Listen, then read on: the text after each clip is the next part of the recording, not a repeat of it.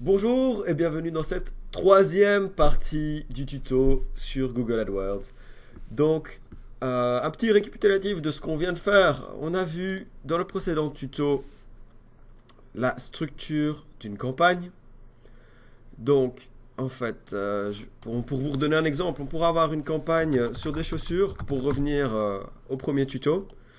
Et alors, on pourra avoir des chaussures de sport et des bottes pour femmes, par exemple. Et alors là, on aurait...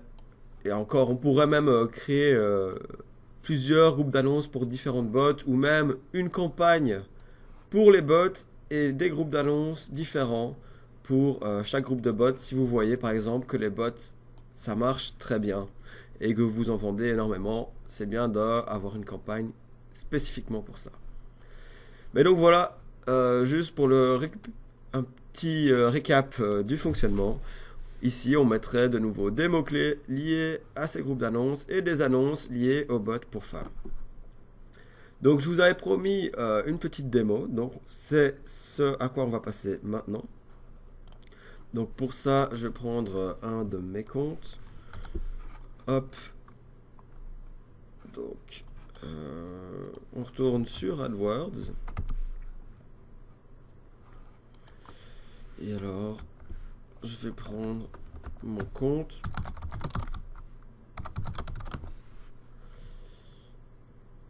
Voilà, on se connecte à son compte. Et je vais vous montrer l'exemple d'une des campagnes. Donc vous voyez ici justement, il y a plusieurs comptes clients avec pour chacun toutes les statistiques récapitulatives, hein, il y en a bien plus, et le montant qu'ils ont dépensé pour la période de temps sélectionnée. Donc, je vais prendre celui-ci.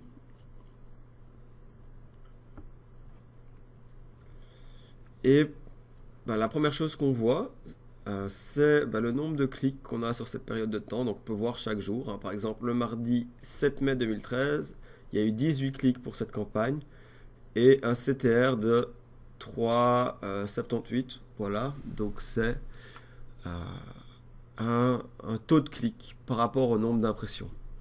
Donc le CTR, rentrons directement dans les statistiques, c'est le nombre d'impressions divisé, enfin le nombre de clics divisé par le nombre d'impressions.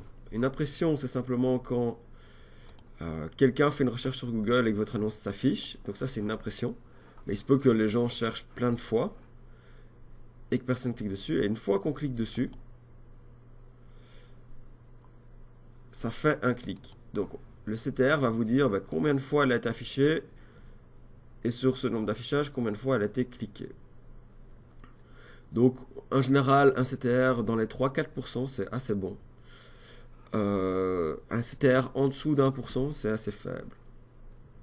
Alors il faut spécifier qu'on est dans des campagnes search, donc de recherche. Et ici pour ce client, j'ai fait que des campagnes search parce qu'en général, c'est ce qui paye le plus, hein, c'est quand les gens sont dans ce processus de recherche et que vous affichez. On verra plus tard comment faire des campagnes display, c'est-à-dire être affiché sur d'autres sites ou bien même être affiché dans YouTube, euh, avoir des bannières plutôt, des images, de la vidéo, tout ça.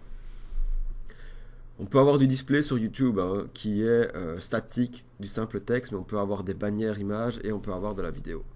Et on peut avoir ça sur d'autres sites aussi. Il y a tout un Google Display Network, c'est-à-dire un réseau de partenaires Google qui acceptent de mettre des pubs sur leur site.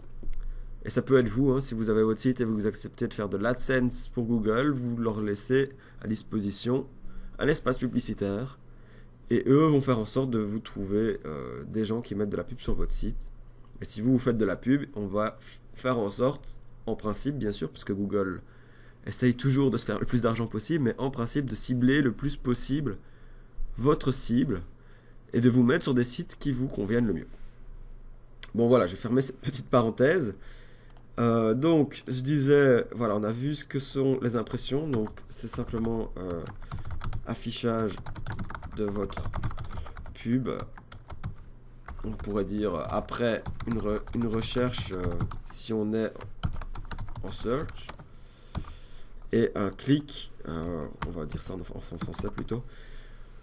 Un clic, bah, c'est clic après affichage. Et donc le CTR, c'est simplement le nombre de clics totaux divisé par le nombre d'impressions, ce qui équivaut au taux de clic. Donc click-through rate en anglais, c'est de là que ça vient, c'est écrit comme ça, hein, si vous jamais voulu le savoir.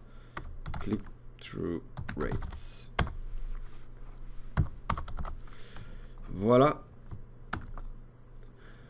Alors, par exemple, je vais vous montrer une campagne pour rentrer quand même un peu dans le concret, hein, sinon ça va être un peu plus chiant. On va prendre une période de temps, disons, du 1er avril au 30 avril. Ça peut être pas mal. Alors, et vous voyez, quand vous prenez des périodes de temps, AdWords vous aide, hein, donc quand vous êtes en analyse courante, c'est toujours bien de voir les 30 derniers jours, donc voir le dernier mois et pouvoir comparer les choses entre elles. Bien sûr, si on veut plus comparer, on verra qu'on peut le faire de façon beaucoup plus détaillée avec Analytics. Donc, tout le mois d'avril. Voilà. Pardon, à nouveau. Et donc là, ce que j'ai fait, hein, cette campagne location de salle, c'était autre chose. Mais sinon, en fait, pour vous remettre le contexte, c'est une école qui donne des cours de langue, qui voulait trouver des clients qui étaient à la recherche de cours. Donc, ce qu'on avait fait, je leur ai proposé une structure, donc juste pour des gens qui cherchent des cours de langue sans spécifier. Donc, c'est des cours de langue génériques. Et j'ai mis FR générique, FR pour des gens qui parlent français et qui recherchent des cours de langue. Mais aussi des gens qui cherchent des cours d'anglais, ben on va directement les orienter sur la bonne campagne d'anglais. Et même chose, les gens qui cherchent du néerlandais, on va les orienter sur la campagne de néerlandais. Et donc on retrouve l'architecture d'AdWords dont on parlait. Donc les campagnes, un niveau en dessous, les groupes d'annonces. Les annonces, un niveau encore en dessous, associées au même niveau aux mots-clés. Donc ça c'est au même niveau. Et ici, donc niveau 1, niveau 2 et niveau 3. Alors, on va rentrer dans la campagne de cours de langue générique. Et alors, ici, on voit donc, le taux de clic qu'on a chaque jour. Donc, en général, on essaye d'avoir les plus hauts taux de clic. Ça fait partie du score de qualité, comme on le verra plus tard. Parce que Google considère que plus les gens cliquent sur votre annonce à vous, plus elle est pertinente par rapport aux termes recherchés. Et donc, si par exemple les gens qui cherchent AdWords veulent créer un compte Google AdWords de manière générale, ils vont avoir un taux de clic bien plus important que les gens qui veulent faire de la pub et qui cherchent une personne qui leur offre des services AdWords. Et donc, mais là c'est un peu spécial parce que c'est Google qui fait sa propre pub. Ils trichent, hein, on va dire. Mais donc, en principe, si eux ont un taux de clic beaucoup plus faible, Google va considérer que leur niveau de qualité est plus faible. Et c'est ça un peu le score de qualité, c'est la pertinence entre le mot-clé et votre annonce.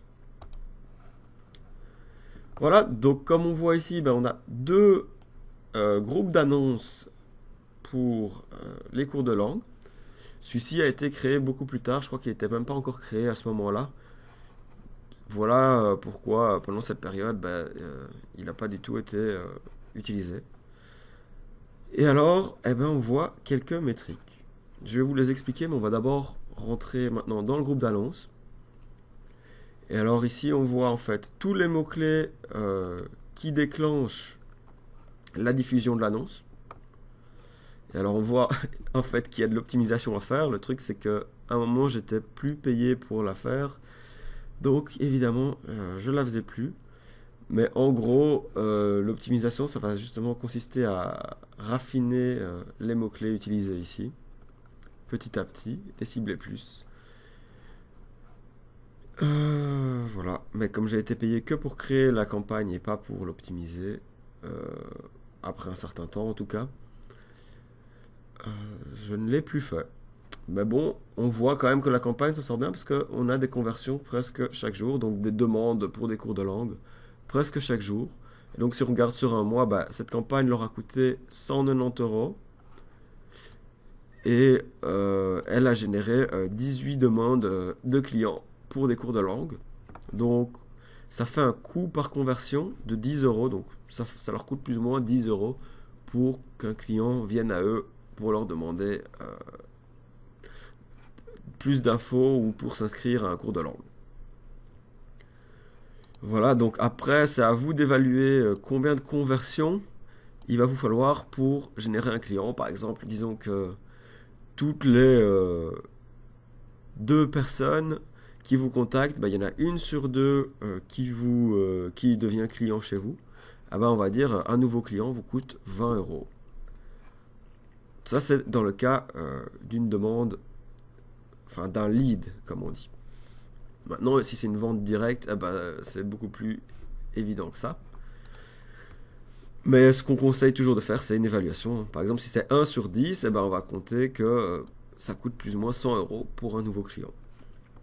Maintenant, tout dépend de l'efficacité de vos sales et des gens qui recontactent tous les leads que vous avez. Et c'est pour ça faut toujours des bons vendeurs, comme on le dit. Voilà, et donc on voit donc tous les mots-clés qui vont déclencher notre annonce. Donc sur chaque mot-clé, on va voir combien de fois il a été cliqué. On va voir le CPC max. Donc ça, c'est le coût par clic maximum qu'on autorise. Donc quand quelqu'un tape école de langue UCL, je veux bien mettre jusqu'à 1,50 € pour être affiché. Ça ne veut pas dire qu'à chaque fois ça va vous coûter 1,50 €, mais selon la concurrence qu'il y a, bah, vous allez payer plus ou moins cher. Vous allez payer en fait le montant que la personne en dessous de vous est prêt à mettre, plus un cent pour être au-dessus, en principe, si je ne me trompe pas. Vous allez voir le taux de clic que vous avez. Donc par exemple ici, on a été affiché 89 fois sur école de langue UCL et on a été cliqué 13 fois. On a un taux de clic de 14%, ce qui est super bon. On a un coût par clic moyen de 42 cents. Donc on est prêt à mettre 1,50 €, mais en général, en moyenne, ça nous coûte 42 cents. Donc vous voyez, on est vraiment loin d'1,50 €. Mais le fait d'avoir une plus haute enchère, ça augmente notre potentiel d'être en top position. Comme je le disais dans l'autre annonce, donc on a l'enchère, donc le CPC, et votre position sur Google. Et en général, on veut être dans le top 3, on va dire, hein, parce qu'après, vous passez en fait ici sur la droite. Bon, on ne sait pas l'afficher là, mais vous passez dans cette partie-ci. Des fois, ça peut marcher aussi, hein, bien sûr. Mais donc, les positions, c'est 1, 2, 3. Et puis après ici, ce sera 4, 5, 6, 7, 8, 9, 10. Comme ça. Donc, en général, on essaye d'être dans les top 3. Et donc, votre position, elle va dépendre de votre quality score multiplié par votre enchère. Et le quality score, de quoi il va dépendre? Principalement de la pertinence de, premièrement, vos mots-clés, deuxièmement, votre annonce, et troisièmement, votre landing page. Donc, page d'arrivée.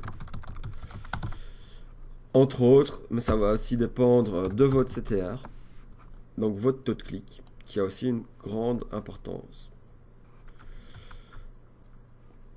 Donc, c'est la pertinence de ceci. Donc, on pourrait dire en fait plutôt quality score, c'est comme ça. Pertinence de tout ceci. Et de votre CTR. Et toute une série d'autres facteurs. Et il y en a plein que Google ne donne pas. Mais ceux à vraiment garder en tête, c'est vraiment toujours être pertinent. Donc, si quelqu'un tape un mot-clé, vous voulez être en lien avec ce mot-clé. Et c'est pour ça que c'est super important d'avoir une bonne structure de compte, parce que plus on est spécifique au niveau de ces groupes d'annonces, Au plus les mots-clés qu'on va associer, bah, ils vont être en lien avec ce que nous on offre. Et donc au plus notre annonce ici va être liée aux mots-clés, va être liée à ce que la personne tape.